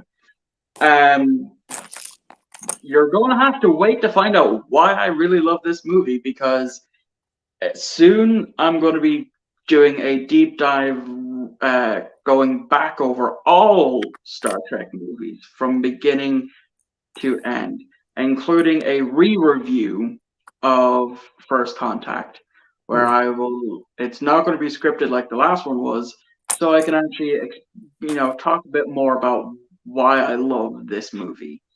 But the TLDR of it is why I love First Contact is the Borg and Sir Patrick Stewart. Just his entire performance from beginning to end. And the fact that it birthed my favorite starship class, the Akira class, which I have as a model right behind me. I don't know what it is about the Akira class, but I instantly fell in love with it after using it on Star Trek Online, and it's definitely my personal favorite starship class. Nice. So, can we move on from that now and ask Matt his? Yeah. Matt, what's your favourite Star Trek? I know the answer. It's got to be the Wrath of Khan. Oh, I thought you was going to go motion picture then. So did I. Yeah. Well, yeah, I mean, But it's a the Saturday. thing is, with those two films, they're very different beasts. So I'd say equally, I love them both. But I don't know, Wrath of Khan, from a character point of view, is just fantastic. And it's whereas the motion picture is more of a visual, masterpiece, in my opinion. Both films. I can't really decide between the two because they're So yeah, both films. Wrath of Khan for me. But For me. hello, darkness, my old friend. I've come to talk with you again. Back in a minute. I really should get a First Contact poster and just stick it up back there somewhere. You should indeed. Have you got any First Contact books? I don't. My mother used to have like a massive Star Trek book collection, but she threw out the vast majority of it. And I still have some of them. Like I still have the book version of the Wrath of Khan. Okay, yeah. All right. So Richard says Jaws. I think that's his favourite Spielberg. Yeah. Mike says he likes the motion picture director's edition, just like the special effects the best. Wrath of Khan has a better story. Yeah. Yeah, but Wrath of Khan, they cut the budget a bunch, and it shows, in my opinion. It does, yeah. I also find it funny that, you know, when it came to making the toys for the movie, they done it for the worst ones. You know, they done it for the motion picture. They made toys for that. Then they just didn't make any for Wrath of Khan. Then they made that done really well. Then they done one toys for the Search for Spock. That didn't really do well. Then when it came to all the others, so I just think that's very funny. But not as funny as the Spock's helmet that they released back in the 60s. Just anything, just to release anything Star Trek. Now that did, the helmet. That did make, I think that helmet, am I right in thinking that helmet made an appearance in cartoon form in Lower Decks? I think so. I'd have to go back and check. I think it did. It had little jokes like that in it. But Mike P says the Voyage Home was also decent too. Yeah. I think it's dated badly, that one, I'll be honest, just because it is set in the 80s. Pete says, anything you've pre-ordered or looking forward to picking up in the coming weeks? I don't really pre-order anything. Like the latest, you know, brand new movie that's come out that I actually did buy on Blu-ray was The Banshees of Inisherin.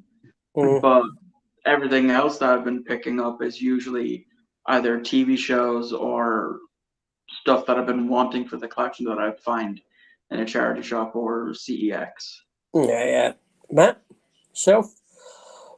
Well, pre-orders wise, I only had two things on pre-order. One was that Superman set, which it's a nice set, but I've decided to cancel it because I can't really justify the price. And the other one is the Ready Player One 4K Steelbook. I was tempted to cancel it, but I do like the design of it. So, and I've got a discount code on it. I got a £5 off, so I might keep that one. Cool. I'll be honest. Sorry, go on. Something I purchased today, which is coming from Amazon Italy. So that will be probably a video towards the middle end of next week. And Monday is a couple of pickups. Yeah, I saw your opening video coming up. Upcoming opening video. A couple of bits in there. So yeah. I've actually done one. I'll answer the question in a minute. I got a package today, which I put up as a premiere for tomorrow, from that film director, Ryan Cavallin. He sent me. I knew he was going to send me the film that I reviewed, but he put other stuff in there as well for me. So I've done that, an opening for that tomorrow. Yeah, I mean, I knew it was coming, and it's paid like $30, nearly $30 postage on it as well. Wow. Yeah, postage from America to here is way too expensive. But yeah, so you know, he sent me a couple of other things that I will watch and review at some point. But yeah, so what have I got coming? I did cancel the Superman set myself. Again, like Matt, I'm not going to justify £130 on that Superman set. I've got Superman the motion picture, Superman the movie on 4K anyway, and the box set, the special features are far less than what you get on the Blu-ray set, and the comic book that comes within I've got anyway, Superman 78. I don't particularly like. I think the artwork on the stills is mismatched. I can't justify £130 on that Superman set. Not when I've got the DVD set in the steel tin box with all the stuff in that. I've got the Blu-ray set. That's not to say I won't eventually get the 4Ks of the other films. Just when they're cheap enough. Yes, I may do that. But the one thing I'm looking forward to that I've got pre-ordered is the Witchblade anime series that I've been waiting months, and it just keeps getting delayed and delayed. Every month when I do my video on what's, what have I got this, or what is there pre-ordered this month, what am I looking forward to, I say Witchblade, which it's been a thing since about December. I think finally we are getting it this month. I've never seen it. It's a blind buy. I will watch it straight away. If I don't like it, I'll send it back to Amazon and get my money back. And that's what I do. It's based on a comic book of the same name, which was published by Image Comics, Top Cow Comics, by a creator called Michael Turner. There was a TV series of it, a live action TV series of Witchblade, starring an actress called Yancey Butler, who I thought would have made a perfect Sarah Connor if they had to recast Sarah Connor. She was in Kick-Ass. She was the mother of the bad kid in Kick-Ass movies. So she only has a small role in it. Sorry, let me carry on. So Star Trek 2009 Into Darkness were okay, but it's like they ran out of material. I really enjoyed 2009. I love 2009. I think it's fantastic. Like I struggle to remember what got me into Star Trek. It was either Star Trek '09 or Next Gen and Voyager. One of those two. So '09 definitely holds like a special place in my heart for sure. But yeah, Into Darkness definitely has its problems, but I still enjoyed it for what it was. Like the Vengeance, the USS Vengeance, that whole battle scene, beautiful, absolutely beautiful. Yeah. Matt, what do you like 2009, dear? Yeah. Not the biggest fan of Into Darkness. I just think they there's no need to swap around that scene with Kirk and Spock. They shouldn't have done it, really. I mean, there's an iconic scene in The Wrath of Khan. Mm-hmm. Yeah. Why try and recreate it and swap it round? It was essentially the same thing, like you say, with the Star Wars. They were trying to recreate A New Hope with The Force Awakens. I think we went through a period, didn't we, with films trying to sort of create sequels, but actually they're sort of reworks of previous films in a different form. Yeah, you did. You had, and what we mean by that is you've got a film that, okay, so essentially Force Awakens is a remake of A New Hope, but it's dressed up as a sequel with a couple of OG characters in there, Han Solo, Chewbacca. Rocky done exactly the same thing with Creed. It's a remake of Rocky, but again dressed up as a sequel. Jurassic World done it. It's a remake of Jurassic Park, again just dressed up as a sequel. Even to things like Vacation. National Lampoon's Vacation done it with Vacation. There was a wealth of films that done that. It was a clever ploy. It was a clever ploy on the part of Hollywood at the time. It worked what they were doing, but essentially they were remakes. Well, at least the Into Darkness done Klingon design better than Discovery did. Yes. Yeah. I don't know what they were thinking of Discovery. Discovery Klingons were awful. Totally changed it. Mike P says, yeah, he's expecting Escape from Alcatraz 4K and Training Day 4K today. Okay. I've seen people opening Training Day. Bill Paxton done the TV series. He died during, I think only season 1 was done, then he passed away. You're welcome, Danny. Thank you for coming on. Mike P has corrected me. He says you cannot buy machine guns anymore. Anything beyond semi-auto have been heavily controlled since 1986 and effectively banned. That's good to hear. Machine guns that were on the market prior to that require registration and police can approve or deny ownership. Semi-auto you can own in most states. Some have laws against. Okay. Yeah, I'm not in America, so I'm just going on. Do you know what I mean? Capacity in the magazine, certain features, etc. Fair enough. I think eventually it will come down to a court decision. I think they will allow individual states to control them themselves. Yeah, usually you're not going to get permission to own a machine gun unless you have a legitimate reason to own them, like a business or a collector's license. I think you're right, though. A lot of the crime here can be attributed to declining mental health issues in the United States, and we need better ways to screen it for sure. Screen for it, yes, I agree. Dan's in. UK gun law is very strict. Single shot, such as rifles and shotguns. Gun safes must be bolted down. That's correct, Jep. Ammo locked away, separate to guns. Yeah, he's absolutely right. Dan, some of that is understandable, though. Safe storage goes back to responsibility, and I can kind of understand banning certain types of weapons. Oh, that retro girl. Did I show the retro girl? Oh, did I miss one of their messages where they said they thought Danny was about 25? Sorry, girls, if you're still watching, I missed that comment. I don't think I showed it. Or, I don't know how I missed that. But the Second Amendment we have in USA says nothing about this. In fact, government is technically not supposed to control it. It will come down to a court decision. Even air rifles that fire a 12-pound of pressure per shot are illegal nowadays without a license. Okay. Dan, you know a lot about this stuff. Doesn't UK have a lower per capita crime rate than the US, though, too? I believe so, Mike. I enjoy going shooting at ranges, but okay, Dan goes shooting at ranges. A lot has changed over the years in terms of regulations. Fair enough. I think in the US, a lot of gun talk.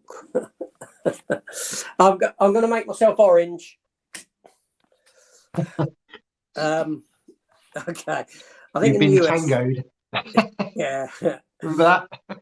I think in the US we would have less of a problem with stronger mental health screening, and local governments that would actually lock up the criminals. Oh, there we go. Anyway, I'll get off politics now. I always end up making someone mad. I agree with that, Mike. The mental health screening. I mean, yeah, I totally agree. Mike P. All-time favourite TV series for me is The Wonder Years, the one with the one from the 80s. Yes, with Joe Cocker singing "What Would You Do If I Sung Out of Tune." Shall I sing it? Shall I sing it for you? Well then. What would you do if I sang out of tune? Would you stand up and walk out on me? Wonder Years was great. Danica McKellar is wow. She was, yeah. Oh, okay. All-time favorite TV show for me: 40 Towers or The Sopranos, says Dan. I've never watched The Sopranos. No, I haven't. It's not kind of mafia type thing, isn't it? I think if you're into, you love sort of I haven't watched and all that sort of stuff. Not my kind of thing, but. Okay, AJ, what are your thoughts? Do you think Loki will die in Kang Dynasty and Secret Wars? How many times has Loki died already? Yeah. No one ever dies. No, I don't think he will die. Simply because people would expect him to return again. You know, you've already done his death and you brought him back. To then go and do another death of him would be less impactful. Yeah. It wouldn't work. So I think he's quite safe. Retro Girls asks me, what do I prefer, the Dolph Lundgren Punisher or Thomas Jane? Thomas Jane Punisher film, yes, is my favourite. However, I've got a lot of love for the Dolph Lundgren one. Never seen it. I haven't seen anything related to the Punisher. Thomas Jane's great though. Oh well, we're at the end of the comments. Look, Matthew says Thomas Jane, and Danny chimes in. Danny's chiming in about Star Trek and his favourite.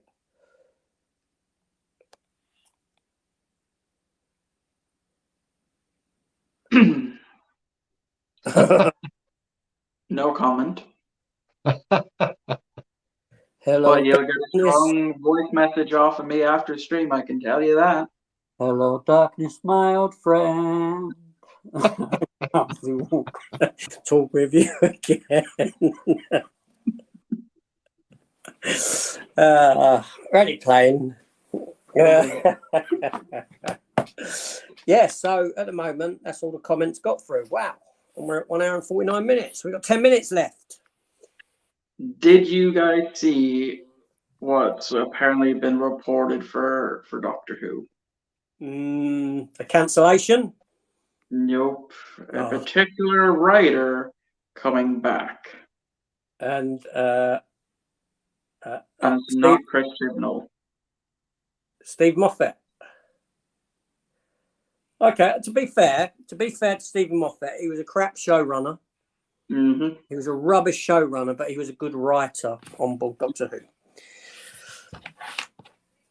Okay, Yeah, I'm almost done with my rewatch of the first Russell T Davies era.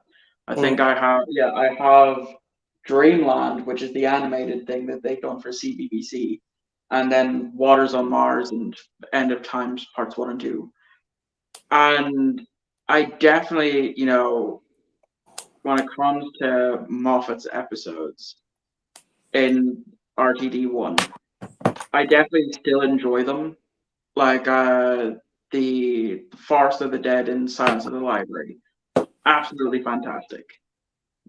Still enjoy them to this day. So, I don't know. I'm a little scared with him potentially returning. But it'd be interesting to see if he is, what he'll do. Now, am I correct in thinking that Moffat did write the first? He wrote the first Weeping Angels one, didn't he? Yes, he's the one who created them. Yes, and then he fucked them up himself. Quite a clever character, I thought. Yeah, it's. I went to Doctor Who live thing here in London with my son. My son bought it for me. One of my sons as a present. He took me. Where you go in and it's all interactive like play. And there's a bit where you go into the Weeping Angels and it goes dark, and then they've moved when the light goes back on. That would be. I'd love to see that. That's pretty good. But I've got a couple more messages. So Matthew says, what I really want, AJ, is if the Kang dynasty is the end of Kang, I would like Loki to kill him because he is the first person who met Kang, so he should end him. There's a nice symmetry to that. However, Loki only met a Kang. Yeah. As opposed to, because this is the problem I have with Kang, and I was saying this again in my live yesterday, is that it isn't one individual. It's just loads of different. So Ant-Man and the Wasp, you've seen Kang be defeated by Ant-Man. So what fear is he as an individual, in a sense? As a mass army of Kangs, maybe, but then you're just talking about a faceless drone army, essentially, but with faces. Do you know what I mean? Going into Ant-Man and the Wasp: Quantumanium, I fully expected Scott to lose. Yes, that would have been not to die, but to lose, definitely. Yeah, I fully expected him to be trapped in the quantum realm again. Yeah. See, the problem is, right, is like I said, the way I see Kang at the moment is if you think of the first Avengers film, you had Loki as the villain leading the army of the Chitauri, which are essentially faceless drone villains. Yeah. And then you had Ultron leading an Ultron army, which are a faceless drone army of villains. And then even Thanos had his own drone army of villains in Endgame. I know he had a couple of the other people with him, but essentially all those creatures are like just faceless sort of cannon fodder. Yeah.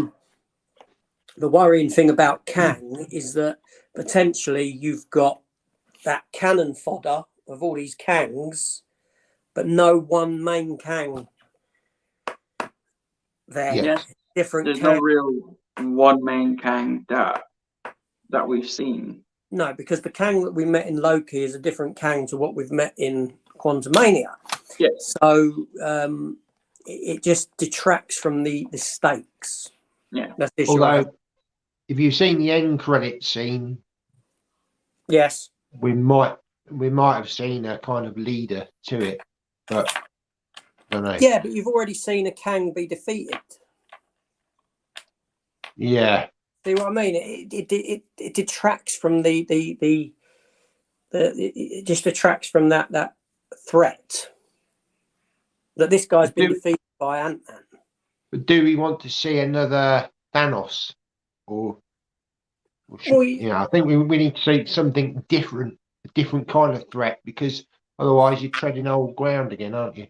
So maybe Kang is a different kind of threat, because no matter how many times you kill Kang, he comes back as a different version of himself. Yeah, but you still got that sort of, you're not feeling any stakes. Do you know what I mean? Because you are defeating them each time. Yeah, So, I mean, but you are defeating them, but are you? Because they're coming back in a different form. There's so many of them. It's almost like plugging holes in a dam. There's, you know, yeah. they do it so many times, but the water still's coming through. But they've got to prove a threat, which they haven't done yet, really. Well, I mean, one of them is definitely a scroll, so that'll be interesting. Yeah, we'll see. But anyway, Retro Girl says they've never seen Star Trek in their life. Shocking. Have you watched Sarah Jane Adventures or Torchwood? Yes, I've seen a bit of Sarah Jane, and Torchwood I've seen all of them. Yes. I've seen the vast majority of the Sarah Jane Adventures. I've seen a good bit of season 1, maybe the complete season 1. I can't fully remember. A good bit of season 2, a good bit of season 3, a good bit of season 4, and all of season 5. Cool. Matt, you never watched either of them? I've seen the odd episode of Sarah Jane, but no, Torchwood are just not for me. The problem with Torchwood is it never had a home. Yeah. Each season was on a different. I think it started on BBC 3 for season 1, BBC 2 for season 2, BBC 1 for season 3, and then Stars for series 4. The American channel, streaming channel. And it's just never had a home, which is not good. So we're running out of time. Let's get a few quick messages just to go through. Hi, AJ and Matt versus movies. How are you all? AJ, I liked your video earlier about the Punisher collection. Thank you very much. Hinchcliffe and Holmes is the best Doctor Who partnership in the history of the show. The best showrunner and script editor writer. Matt says, hi, Luke. Hi, Matthew. AJ, can I join one of your lives in the future? Yeah, I'm sure we can have you on, Luke. We can sort that out. But I heard, AJ, the Kang in Ant-Man 3 will return for 3 episodes in season 2 of Loki, and it's the same one in Kang Dynasty. Okay, we shall see. So I'm gonna close the messages. Well, not gonna close them, but I'm coming out of the messages. So we're gonna leave it with messages now there, because we are at an end. 2 hours is up. That's all I do. Sometimes we spill over a little bit, but we will go round and wrap up. But firstly, I just want to thank everyone for watching. Fantastic. It's great that we got Michael up to his 200 subs. That's brilliant. So well done. I thought I'd have to make this video. Yes, you will. You will, and I'm looking forward to it. And I don't care if you have a momentary drop to 199 subs. You're at 200. I'll still do it, regardless if I drop down below 200. I'll still do it. I'll start working on it next week. So let's just have a quick little sort of what we've got, what you've got coming up. Obviously, we already know that Michael's going to be working on a why he dislikes Empire Strikes Back. But what else have you got in the pipeline for us, Michael? There's going to be 2 reviews coming out next week. I can't remember exactly what they are off the top of my head. And then next Friday, on the 15th, I'll have the first of the live DVD and Blu-ray hunts of this month. And I'm actually going to be filming it tomorrow because when I was in CEX yesterday, apparently one of my friends who's a manager in one of the stores told one of our friends who worked there to give me a voucher. And then the guy also put money towards that voucher. So they essentially, for my birthday, got a €70 CEX voucher.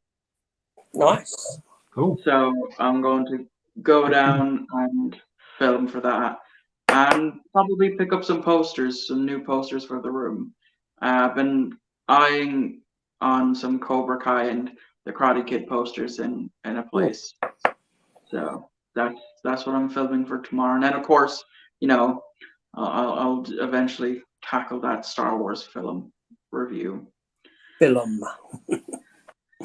Say film again for me. Film. Film. I'm not taking the mic. I like it. I love it when you say film. Yeah.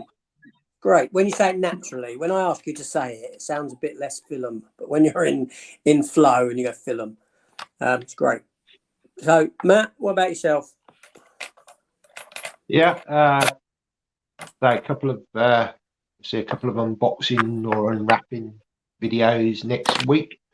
Next Saturday will be my continuing MCU series of videos. I think might be Captain America coming up this Saturday week today, and then live stream on my channel next Saturday 2 p.m.